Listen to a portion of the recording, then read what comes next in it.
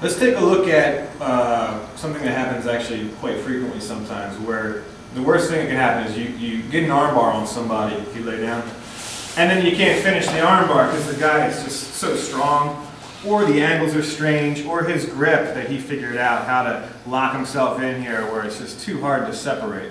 I've encountered this a lot where it gets very difficult, and it'd be a shame if I blow this because I'm in a great position to finish an arm lock here. So we'll look at two little options here, but remember, it always pertains to the context of the fight itself, you know, how far along you are, how much energy he has, things like that are always going to pertain, but also more so how he's grabbing, okay?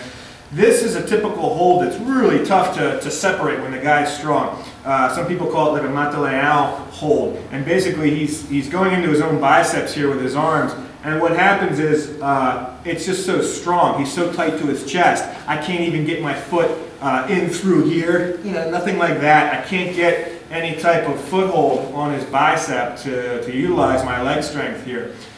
In doing so and struggling to try and get that, I might facilitate an escape for this guy. So you got to be careful. If he's strong enough to hold off the armbar, he's strong enough to get up too. So you have to watch what you do here. Very typically people start looking for what they can do with their feet. So we're going to do that here too. We're going to look what can I do with my feet. But what happens is, like I said, this goes straight off. I need something horizontal in front of me to push onto. If it can affect his arms, I'm good to go. So what I'll do is, I'll look at the way his arm is aligned here.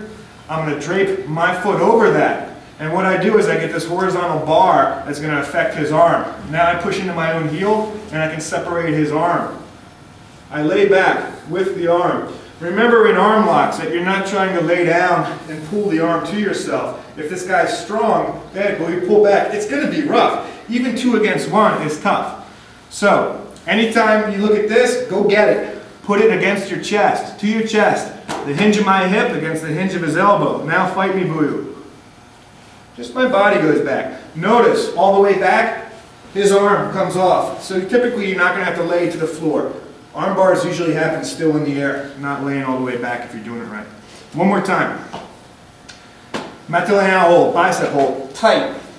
I'm in here already, I'm in a great position to finish. I just can't get any leverage off of this arm. So I'm going to put a horizontal block, step on my heel, and push his elbow free. As I do that, his arm is on my chest, and I finish. Draw the heels back, it's tight, okay? That's one version. Let's look at another one with a weaker grip. This time he's just holding like this, which is sort of a faster grip, but definitely weaker. When this happens, you have a tendency to want to try and pull it apart because it is just his fingers holding together. But again, there's these guys out here with strong fingers.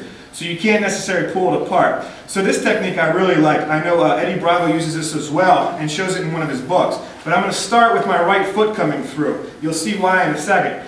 But the right foot comes through and I point the toes to do so. Withdraw and point. Avoid trying to lift your leg off of him because it's going to invite him to get up. So I just withdraw, point the toe in. Always the right leg first.